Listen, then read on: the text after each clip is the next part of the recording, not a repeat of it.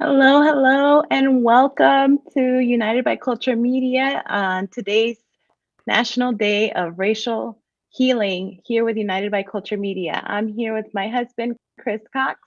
Hello, hello, hello. As you can imagine, we're going to have some tech glitches at the beginning, so I'm already apologizing ahead of time. Thank you so much for joining us. Again, my name is Gladys Godinez. I'm Executive Director of United by Culture Media. And we'll go ahead and get started with just having a conversation between Chris and I and really talking about what racial healing is and how we can, continue to take care of ourselves and how we can continue to have these conversations. So, Gladys Godinez, United by Culture Media, please tell us where you're joining us from, and I'll hand it over to Chris so he can introduce himself as well. All right. Hello, everybody. And if you are new here or new to United by Culture Media, my name is Chris Cox. I am the media director for United by Culture Media as well as the husband.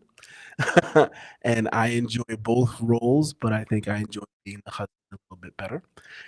And I am very happy to be here. One, because I get to see Gladys, my wonderful wife, and work together on this project, which is very important because I think understanding there is a serious need for racial healing throughout the world. And then, break it down. There's a need for racial healing in every state where someone lives in. So I'm very excited to have this conversation. Very excited for people to join in and watch and be a part. Please comment in the section, join in, ask questions if you can. We will try to keep this to an hour, but we want to make sure you guys are involved uh, in our stories and what involved in the conversation of how to heal. Yeah, so the National Day of Racial Healing, this is the sixth annual year. Just so you all are aware, you can watch the national celebration on YouTube. We'll go ahead and put that on the chat so you can follow that. You're welcome to share it, view it. Soledad O'Brien is going to host it or hosted it this year, so we're really excited for that. Welcome, Joe. Welcome to everybody that's joining us. So we'll start with racial healing and what does racial healing mean? Again, please excuse us for our tech stuff. I'm testing a couple of things, so I'm just really grateful that you're here with us, and I'm really excited and yet nervous for all of this technology. No, and then glass has been fine, and it's okay. We'll deal with screens or whatever moving. But I think, and as you're working on those screens, Gladys, I think just helping people understand that the National Racial Day of Healing, which is what I was going to get into, and you have the slides that are coming up that'll help people understand exactly what today and as well as all of these virtual conversations or in-person conversations, what they're actually about and why they're being had. Right. So I learned about this day a couple of days back, a couple not a couple of days back, a couple of years back, and I was really intrigued by it because it really talks about diversity, equity, and inclusion in a whole nother format, right? We always talk about diversity, equity, and inclusion. We always try to implement it, but what does that mean? And I really enjoyed how this day talks about healing because it truly is that we are. Uh, a broken system, here in the United States, as many of us understand, with racism and discrimination and stereotypes and bias. But we can heal and we can continue to heal together.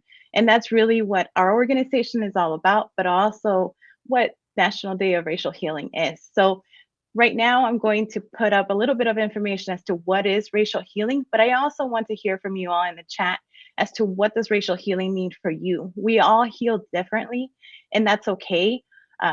We can choose our art form, we can choose a different way of healing. And it's really important for all of us to just know that it's okay for us to continue to heal because it's not a one time event, right? You're not going to go through one thing and immediately heal. and be like, okay, now there's no more racism. That's not the case.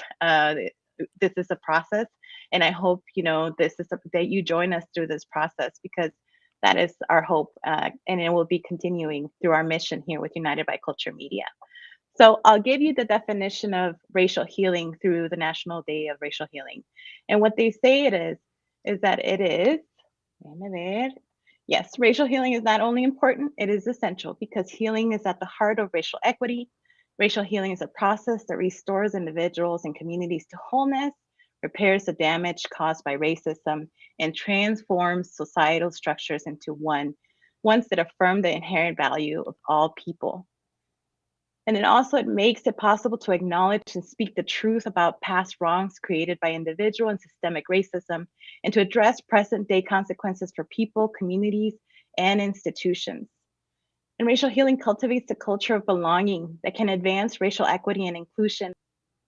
It deepens our understanding of differences and opportunities, burdens, and needs that exist related to how people racially and ethnically identify. We believe it is essential to pursue racial healing prior to doing change making work in a community. So, because before you can transform systems and structures, you must do the people work first. And this comes from, again, the National Day of Racial Healing. This is a definition that they have. But I know Chris and I wanted to talk about what racial healing means to us individually. So I'll go ahead and remove the slides now and have Chris talk to you a little bit about what that means.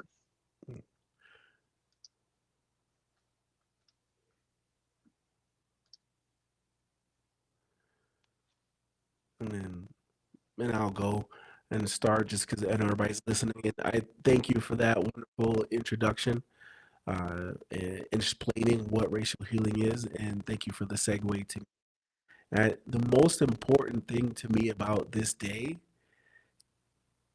is that the conversation is had, right? That's number one. And then number two is having the conversation without the defensive shell.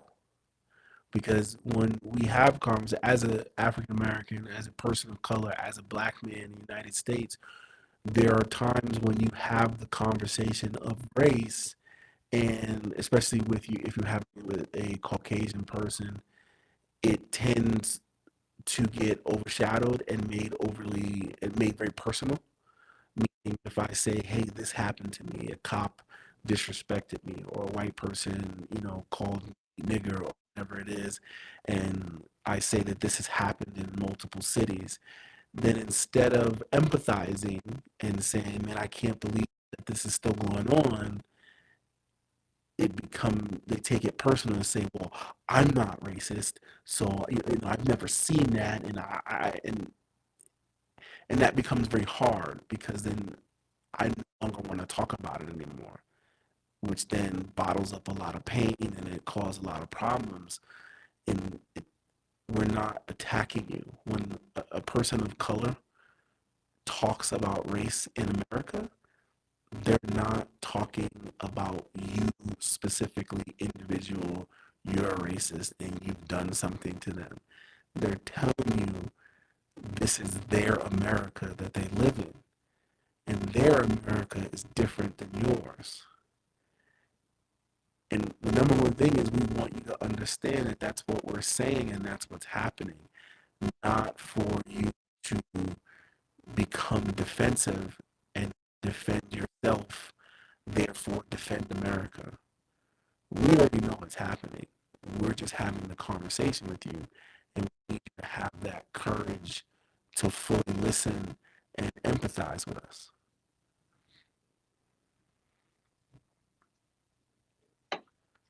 Thank you, Nancy. We're looking into the audio now.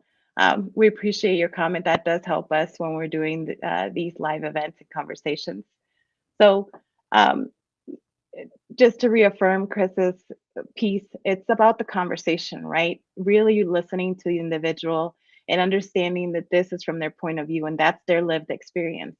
100% racism exists. 100% it has happened to individuals, and when they share that share that with you, it takes a lot of courage to speak about racism. It's not an easy thing.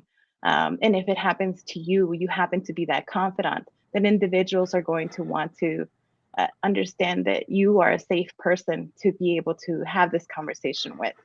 So 100% I agree with that. And I want to then add my piece, what racial healing means to me. And they said it in the definition, but I just really want to talk about community. Community really talks about belonging, love, feeling loved, and being a part of. And to me personally, that's not how I felt. And I hope when I was young. So then I hope to heal, right? I hope to be able to start healing in our community and start healing with community members that may not understand my experiences with racist events that have happened against me, but they understand that it is true, it is what I have lived, and it is my lived experience, but also are willing to share and or compromise and or think through what are some solutions that we can come through together. So I we're going to continue to move through this and talk a little bit about some ways that we can start these conversations. The National Day of Racial Healing has a conversation guide, and I'll also share that with you in the comments. So then you can host your own event in your community, in your church, at your school, at your library, and just start having these conversations because they are needed for us to fully heal. We need to have conversations. We tend to be divided in our communities, in our states, in our country, and we really sometimes don't even get to the point of understanding that we're all humans and we all have our different experiences, and that's okay, right? We all can come with different experiences and still understand and respect each other with what our experiences have been. So what is racial healing? We have defined it to you as the best of our ability, but we definitely welcome what you think, what racial healing means to you. Please put it in the chat in the comments. We understand that it takes courage to come out and have a conversation about racism. Um, and again, like Chris said, we don't want to attack anybody. I think this is for us, it's an open conversation. For us, it's an open avenue of starting something that we know it's below the surface and it keeps heating up and boiling and boiling. And we want to attack it and be like, no, this is something we can work through together. And we 100% believe that, and hence why we're here having this conversation with you all. So we're going to share some questions that this conversation guide shares with you all if you choose to host it in your community. One of the questions that comes up, I'll go ahead and ask it to Chris, is tell me about a place that makes you feel good. Um, can anybody hear me a little bit better now? Is that better? Okay. I wanted to use my nice microphone. There's something going on, so we had to change on the fly. I think there's two places, and they both have a very specific meaning to me as to why they make me feel good. Number one is home. Whenever I'm home is chaos.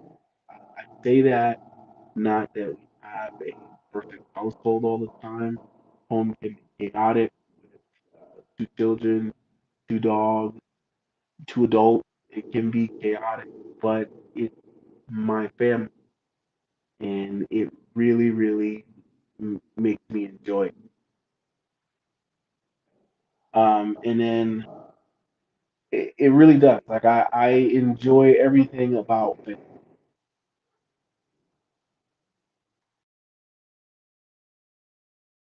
For the old now. Hopefully, there's no issue and everybody hears me and it doesn't go in and out. I think this might be better. But I said home is better. So Joe, let me know if this sounds better. I switched the audio again, so hopefully it's not coming in and out. Hopefully it's a little bit better. Um, Home is where that place makes me feel good. Like I really enjoy being home, being with my family, being with my children, dogs, even in all the chaotic craziness that it is. I really enjoy being home.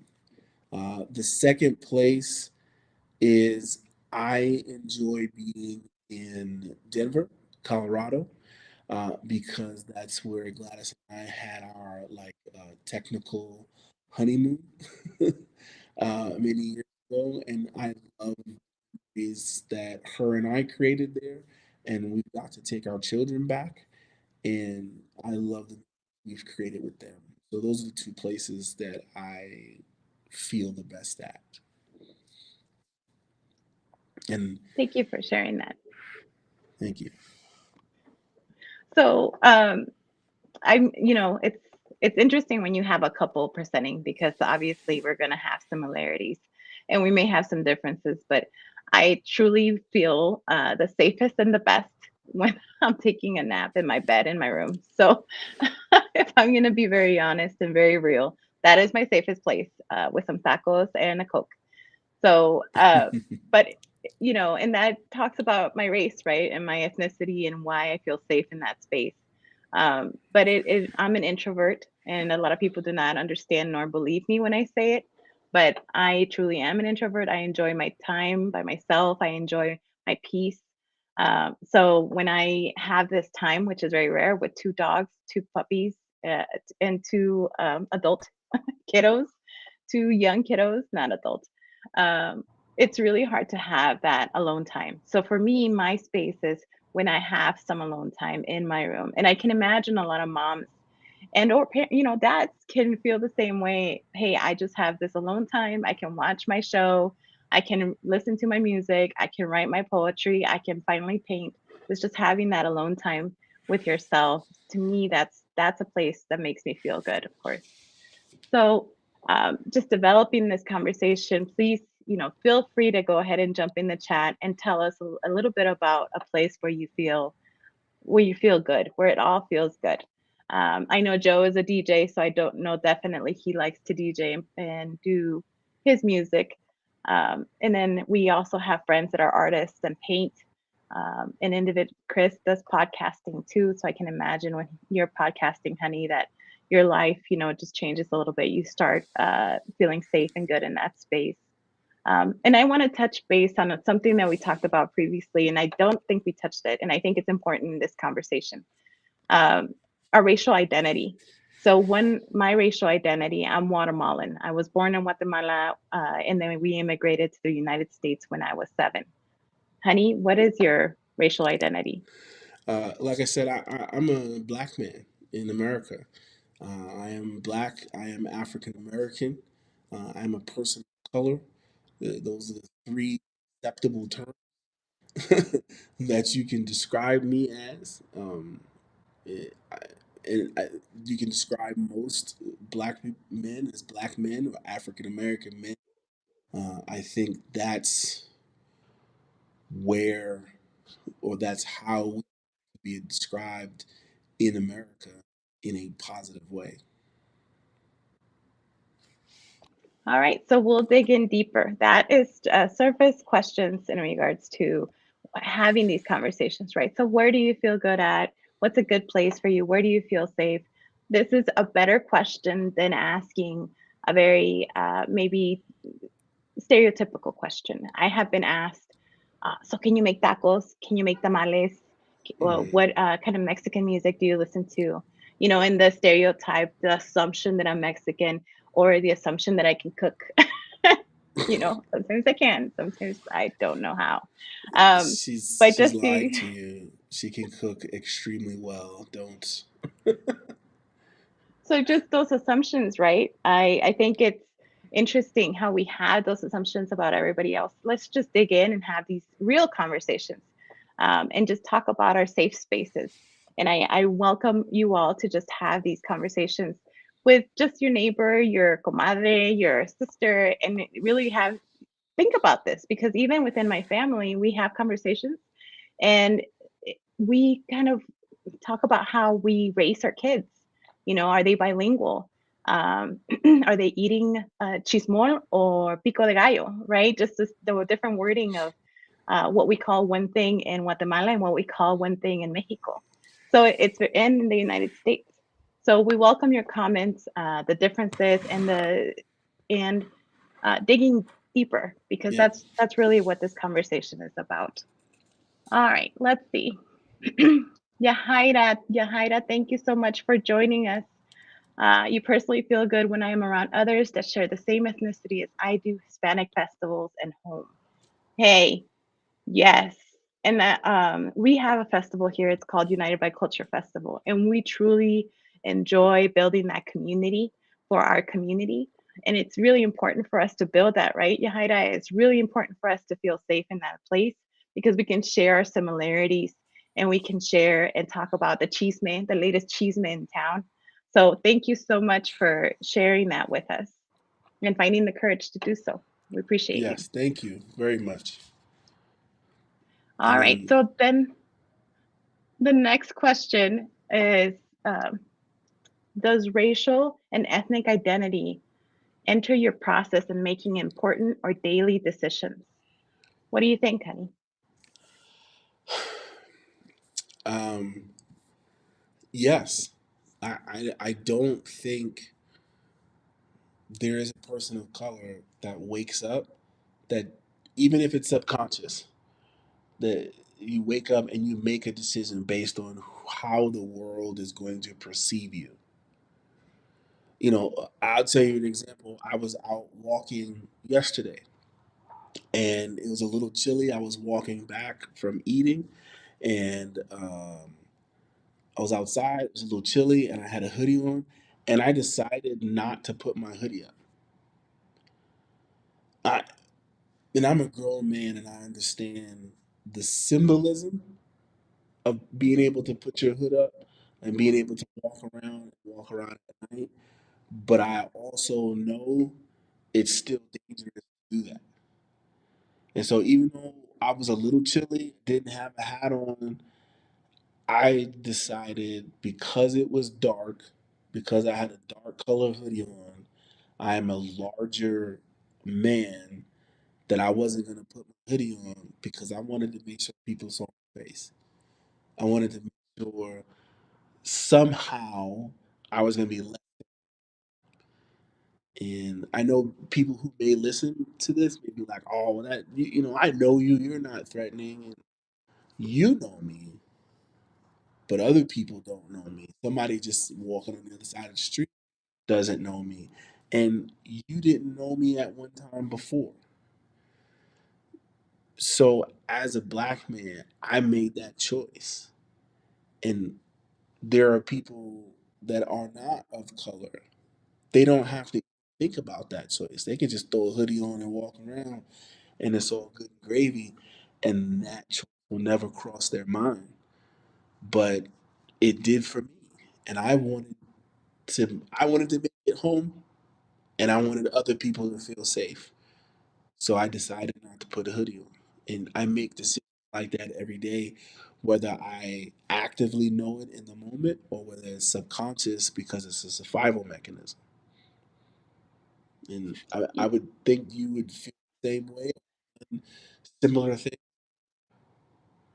Well, it's interesting because we're married and we live in a rural town. And because I know our world and in which we live in, I worry about you when you travel. I worry about how people perceive you and how people may treat you in places where they may not be welcoming or inclusive. So, as a wife, I feel very conscious of what happens to you when you step out of the door, right? Because we're not sure where we're going.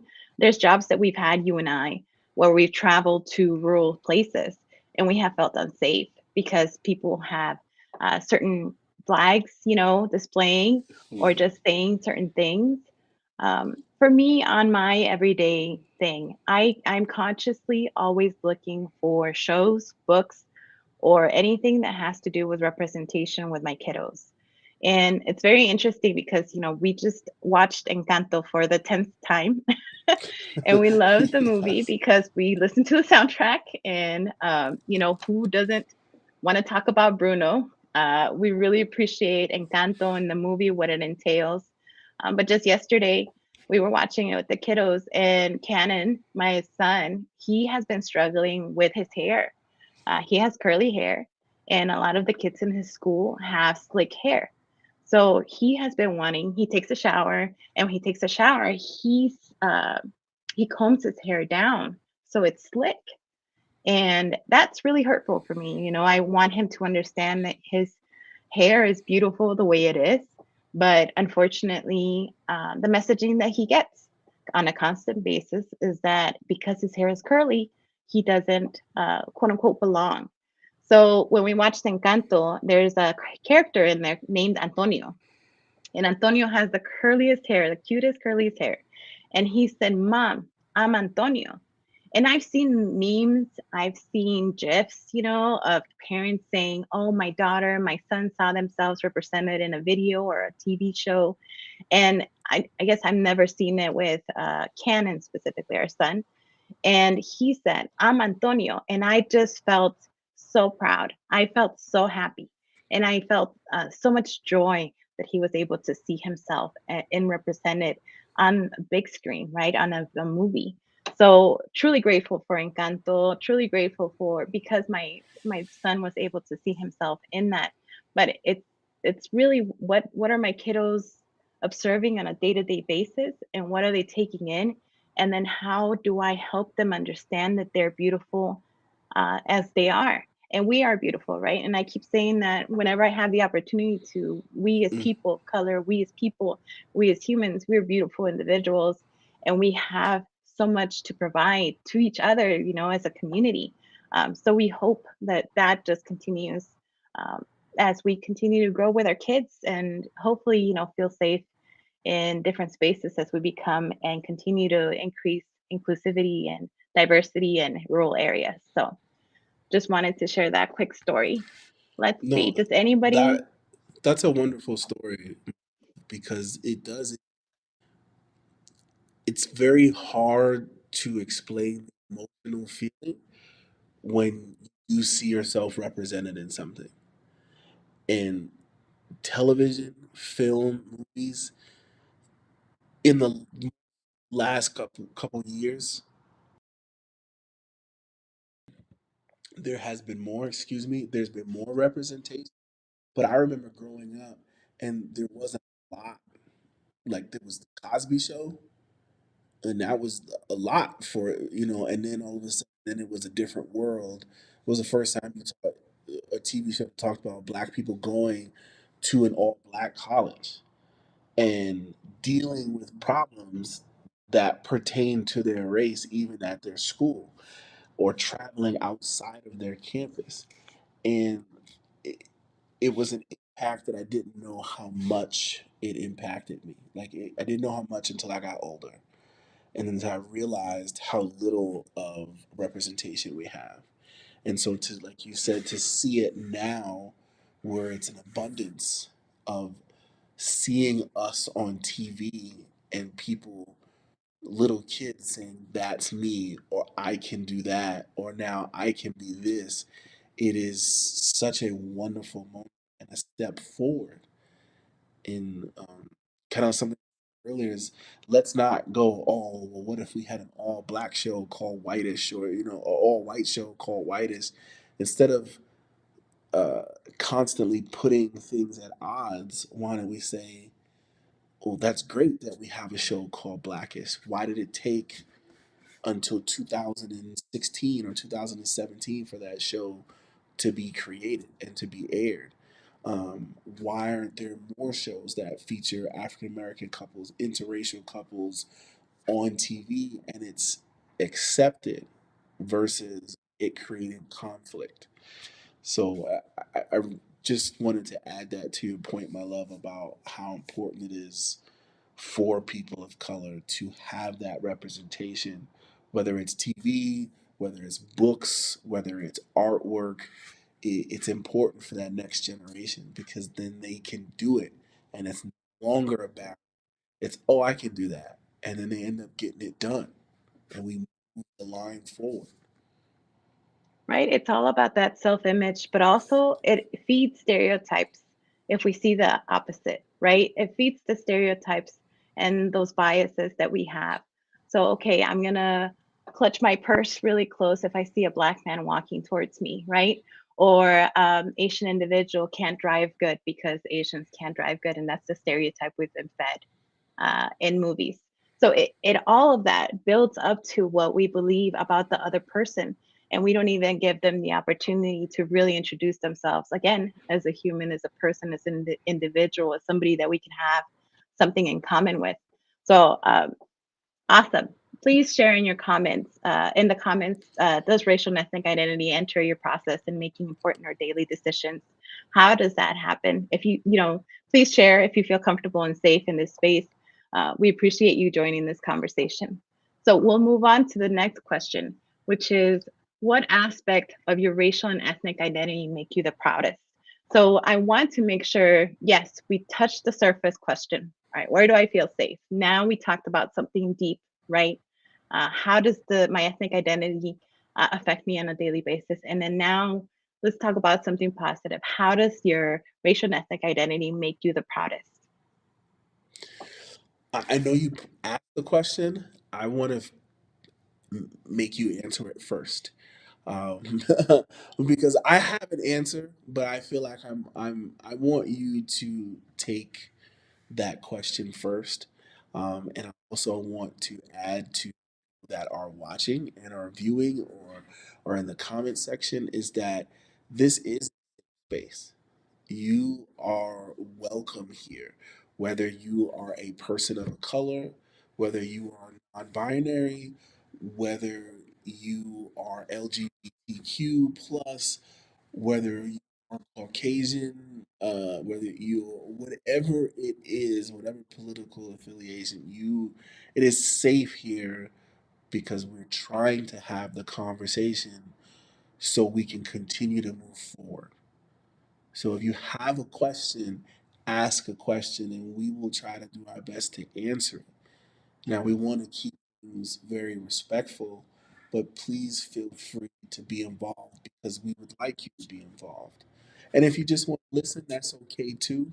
But we really need to have that feedback from you because this is for all of us. And then with that, I will pass it to Gladys and have you answer the question first. Thank you. One of the biggest things that I want to say it's a good thing and it's a bad thing, but let's just start with the bad part of it, and then let's finish with the good thing. So Latinos, immigrants, humans, we have immigrated from South America to the northest pole of North America. And we have continued to migrate to be able to find a better life, right? And just as humans, that's been our history. We have thousands of years of migration history through our years.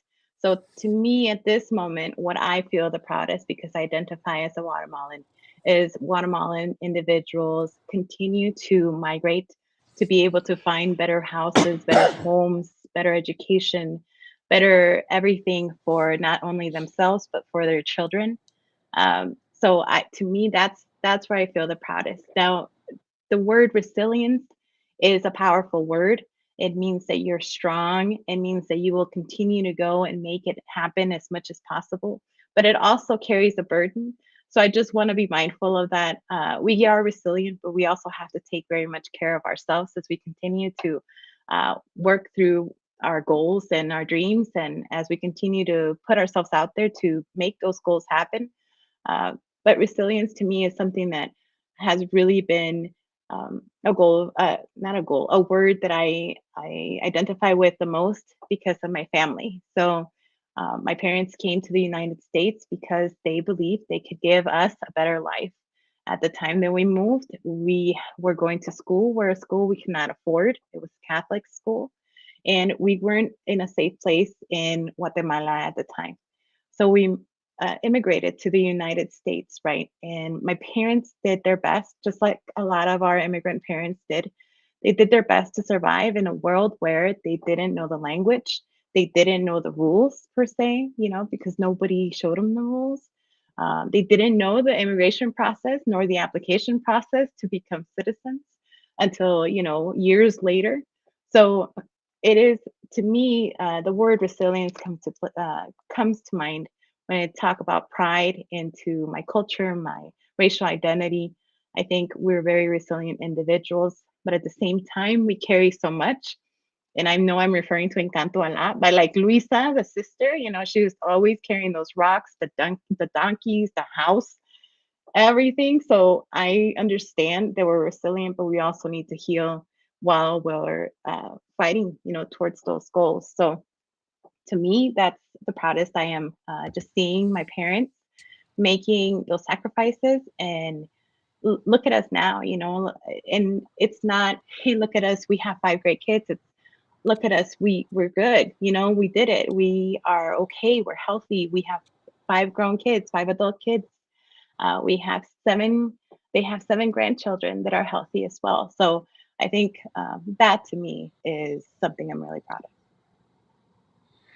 That's amazing. And resiliency is such a wonderful word when it's attributed to anyone, but when it's also attributed to someone of color, because there is a constant beat back. There is a constant, oh, I just got over this hurdle. Nope, here's two more. And that is a constant, and you can easily say, I'm done. You can easily sit down, wave the white flag, and just say, I'm done, and live where you lay. And that's it. But I think a lot of us are like, okay, you put two hurdles in, I'm going to jump three just in case you want to add an extra one. I'm like, I'm going to make it. And I think you saying resiliency is such a great word. And I think for me, it's the unconditional nature of Black people, of African Americans, of my culture, because I mean, yes, we are angry, and yes, we have a right to be. Yes, I am angry about things that go on, but still, we'll open our home to you. We'll call you family. We'll quote unquote invite you to the cookout because we're always constantly extending the olive branch because we don't want to be at odds anymore. We don't want to be in this constant me versus you. We're all here together. I work hard, you work hard, we can be friends then. Just based off the strength of that. You and I work real hard. That means, all right, you're a good person, I'm a good person, we're cool, let's be friends. The rest of the stuff fall into place. And I want to say unconditional strength. And I know when I say that, some people will think the stereotype of strong athletes or strong this. And I think it's just strength that's unconditional in the face of odds that are definitely stacked and not in our favor or any person of color's favor. And that's not hearsay or conjecture, that's fact. That is a fact that it goes on. And I think we're still constantly moving forward. We're still constantly trying to put one another on our backs and carry you across the finish line if we need to. And so I think that makes me proud when I say I'm a Black man, I'm an African American, I'm a person of color. I think when I think about those two things, it makes me extremely proud to be Black and to represent us and represent the culture.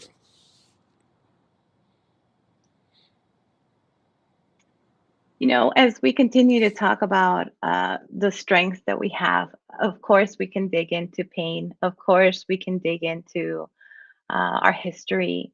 But sometimes healing while we're digging into pain, while we're reflecting and remembering, we also need to talk about what we're looking forward towards the future. And what does that look like? And with our strengths, we move forward with that.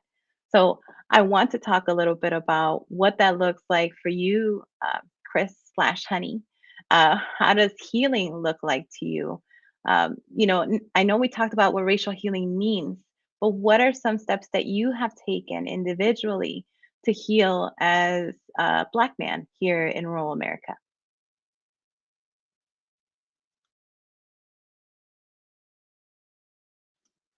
Oh, your audio is out. Sorry, I had it on mute because I coughed. I got so ready to answer my question, I forgot to unmute myself. I have definitely tried to let go of whatever anger I have from the news or just the state of affairs in America. I let it go when I lay my head down on the pillow to go to sleep, and I let it go when I step out of the door and I go into the community, because I can't bring anger into the community and attempt to make strong bonds with them. It just doesn't work. I can read the news and I can be upset, like, I can't believe this happened or that happened. But once I say it and once I finish reading it or digesting a situation, then it has to be done. I can make steps, and we can fight it in our social justice ways, but the anger is gone. It doesn't mean I'm no longer going to take steps to try to rectify that problem or to be involved in the movement, but the anger is gone. Because if I'm going to be involved, I want to be involved because we're taking a step towards peace or taking a step towards healing. And I want to be able to have conversations with people without being angry. It doesn't mean I can't tell them that, yes, it did make me angry, but I'm not angry at you. And I'm not going to take this anger to you. I'm going to have a conversation that allows us to heal and allows us to set the table for future generations. So I think that's what's important for me when it comes to healing. Just something that I've done is making sure I'm getting rid of any residual anger that I may have regarding the situation of race in America.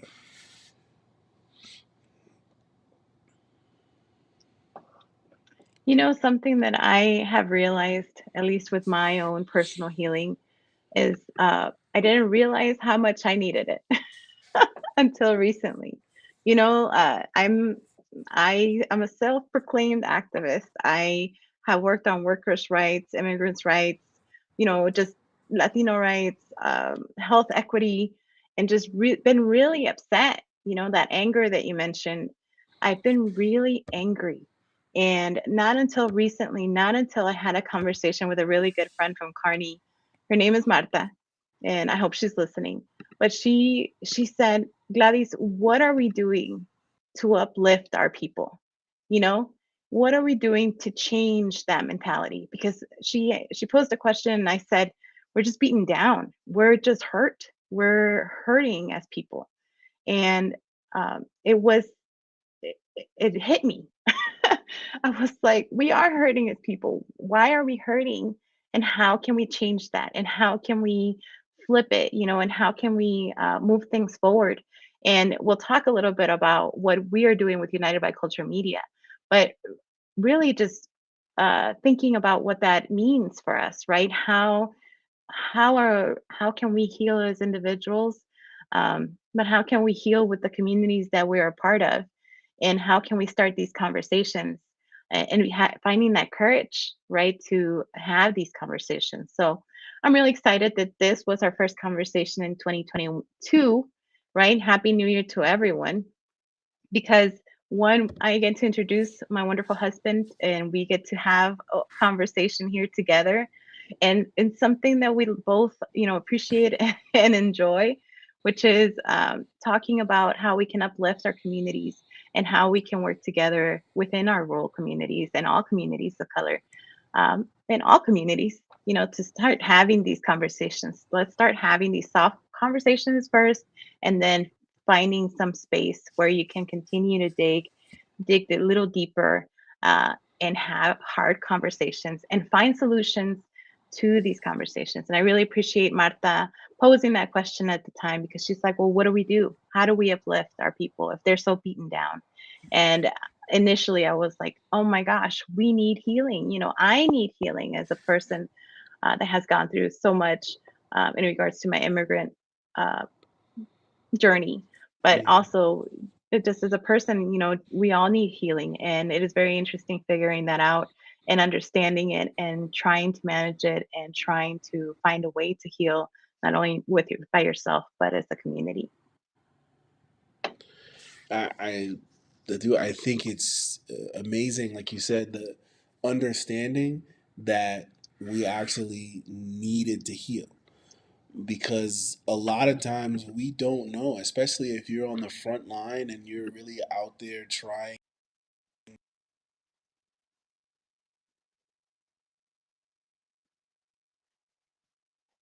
You're muted again. I can't hear you.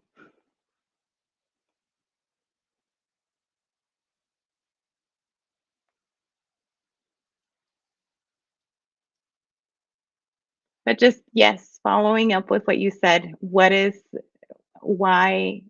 just understanding that we need that healing process, right? And figuring that out. And it's smacking us right in the face and saying, oh, that's what we need. That's what we need is racial healing or healing in general and as a community. You want to test your audio again? Okay, it's still out. We're going to go ahead and continue then. I will share a slide of why racial healing matters. So I'm going to go ahead and share that slide. Please be patient with me again with the tecnología because it gets tricky. Let's see, let's see, let's see.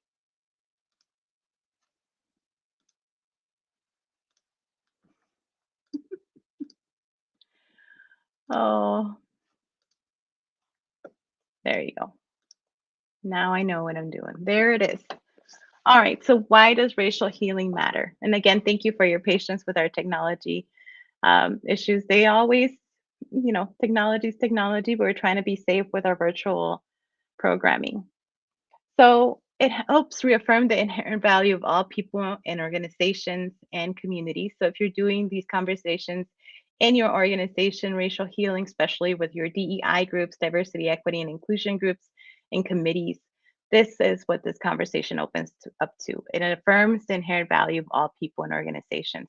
And sometimes when you don't have these conversations, it gets really tricky. People have assumed biases and or stereotypes, and what does that look like, right? I'm thinking something negative about you because I think you think of that of me, and then it just becomes a mind play, and neither individuals are happy in that place.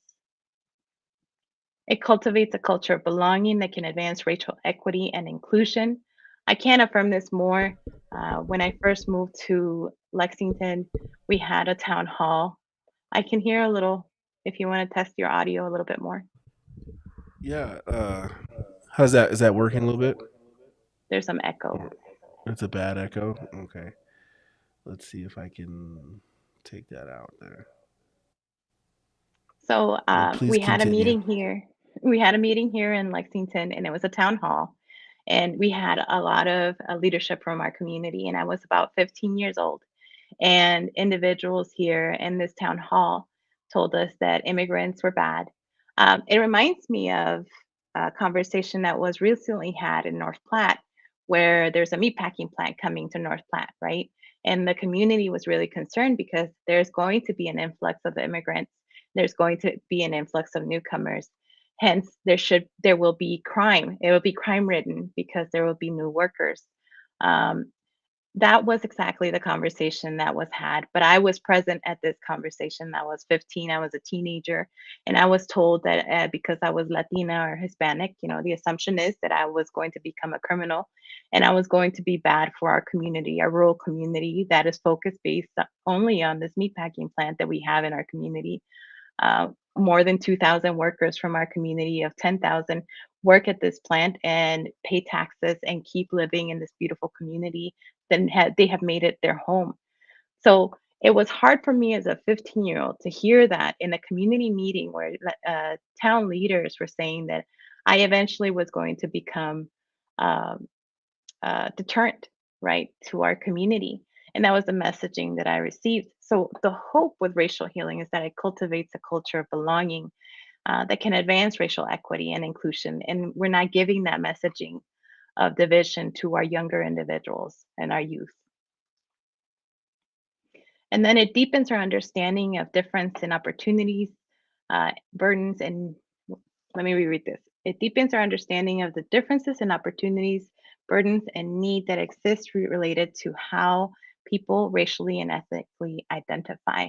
It's okay to have your ethnic identity be part of your history and who you are, especially for recent immigrants, right? We speak a different language, and it may not even be Spanish. We're talking about German ancestry, Irish ancestry, or any other language that we have that may come, or any other immigrant that comes from other countries. So just be conscious of that and how it can deepen further conversation, right, with our neighbors, and that's hope. That's the hope we're initiating those conversations. And it restores individuals to wholeness by helping people share their stories, lean into difficult conversations, constructively engage um, conflict, and face conscious and unconscious bias. So, again, Chris and I had mentioned this before. The conversation is the first step, but sometimes we don't even get to it, right? Because we're always fighting with each other. So we don't even get to the point where we can have a conversation. And our hope here with United by Culture Media, as well as with National Day of Racial Healing, is to have these conversations. Chris and I are sharing our experiences, but we know that a lot of individuals in our town, in our country, have similar experiences that are from, three generations down of immigrants, right? We have a large German community here. They had their own newspaper, they had their own language that they were able to speak in, and they were able to do that in their community. So this is cyclical. Our history is cyclical, and we're just continuing to grow as the United States, but also as other countries continue to develop and obtain more immigrants and refugees. All right, so I'm gonna see if Chris can test his audio. Well, hopefully everyone can hear me now. I think so. Yes, And I think you're absolutely correct. We have to know that we have to come to the table, and we're not at war. We're not. We shouldn't be in this conflict. You versus us versus them. We really need to come together because Gladys and I, we discussed when we decided whether or not we were going to do this program. You know, are people going to see it as us just taking an hour to attack white people, to attack, quote unquote, the system?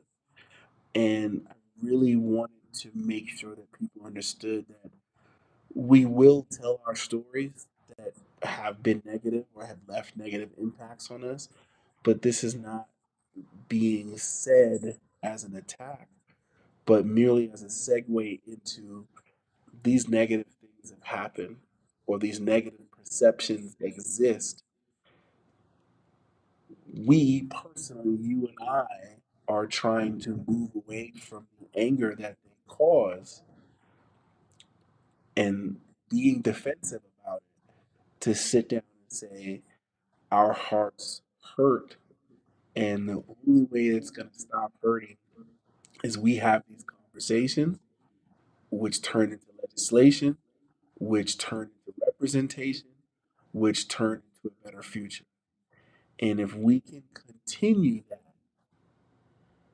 that's how we end up healing. And it's going to take one or two conversations at a time. It may be slow for a little bit, but it will pick up speed if everyone's willing to leave anger and ego at the door. right. Agreed 100%. In addition to why it matters, again, it supports relationship building, trust, belonging, authenticity, constructive dialogue, and repairs damage. It builds community. And I think that's our biggest thing. It's community, right? It's just continuing to develop that community, continue to open those bridges, have these conversations. And it may sound fluffy for some people that are very angry and still upset. And that's okay because it may be just the start, right? It may just be the start of healing. We're not saying that the end is going to be tomorrow. We're not saying that we're going to be healed and or our community is going to respond in a positive manner. But we hope, right? And we continue to move towards that hope and that ideal of making a better world, not only for us, but for our kiddos and kiddos ahead of them or behind them. So, before I continue to move into what we're doing here with United by Culture Media, I will check the chat real quick to see if you have any questions or if you have any comments while you've been watching. We appreciate you being here with us again. We will continue to have these conversations, and we'll tell you here soon as to how we're going to continue to have these conversations. Um, but we thought it was a great way to kick off the year. Why not start off with having and starting these conversations at United by Culture Media? Why not Chris and I share, right, our experiences and talk a little bit about how they have affected us and how we're pushing through, and trying to heal ourselves as well as our community and generations ahead of us. So I I'm gonna pass it to you, Chris, if you want to add a little bit more about the National Day of Racial Healing. We still have more, but we want to introduce a little bit about United by Culture Media and how that encompasses a little bit of our healing. Yeah. I'm not going to say too much more about the National Day of Racial Healing. 'Cause I think we've really went into it, and I don't want to feel like I'm over over talking. But what I want to add though, and it's about United by Culture Media, which is our nonprofit that we've created, is this is the physical result of Gladys and I wanting to heal. So this is our conversations of how do we heal, how do we get our stories told, how do we make sure they're told with our lens that manifested into United by Culture Media, which is the logo everyone hopefully should be seeing on their screen right now. That's what that healing turned into, or that's the physical manifestation of our healing. And it's all about creating a safe space so that authentic rural story can be told. And because it needs to be, because rural Nebraska is not a homogenous Caucasian society. It is very diverse. It diverse in its foods, diverse in its language, and diverse in its people. And the more we're able to share that beauty with everyone else and share the light, I really do believe that more people are going to start to understand and see Nebraska as a hub for culture and a hub for arts and a hub for diversity within the Midwest. And so that's where United by Culture Media started. We wanted to be able to show that picture or tell that story or distribute that article that shows that beautiful, that shows that diversity, that shows that change in what rural America means. So that's what I wanted to add. I hope that's what you're looking for because I know sometimes I go down a different path, but I think that to me, united by culture, that's who we are. And we do that, like I said, we either share those stories via audio, podcasts, like Gladys's Courageous Hair podcast, or this visual podcast, or in our upcoming podcast labs. And we do this with video with our United by Culture festival, any way we can use multimedia to show the diversity in rural Nebraska is what we are attempting to do. Right. And I just to add a little bit of the history, United by Culture Media came from pain, right? We talked a little bit about that pain. We talked about the healing. And United by Culture Festival was 3 to 4 years ago. Let's see, 4 years ago, it came through uh, a few of our board members and some of our festival committee members, we were having a conversation about immigration raids in 2016 and how they may affect our community. And that's a painful piece, right? We were meeting and having conversations about it, the potential raid and the separation of families in our community and how we can respond to this massive potential impact that it would have here in our community in Lexington, Nebraska. And it was and and I talk about it all the time because I think it's very interesting that now I shared with you all not too long ago. I was like, oh, we need healing. This is what I need. We need to uplift. But it came from this pain that we were having while we were preparing and for potential raid. And one of our members said, let's have a party. And we did United by Culture Festival. And again, United by Culture Media, right? It transformed into United by Culture Media.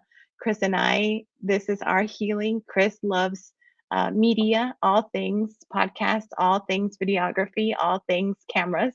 And I love social activism. I love my community. I want everybody to be treated respectfully.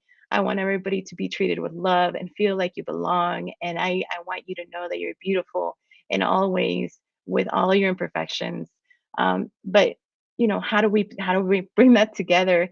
And our board agreed with us. United by Culture Media is something we can bring together. And Chris and I have molded our loves together to make this organization possible. And we hope to bring all of the programming that Chris mentioned before.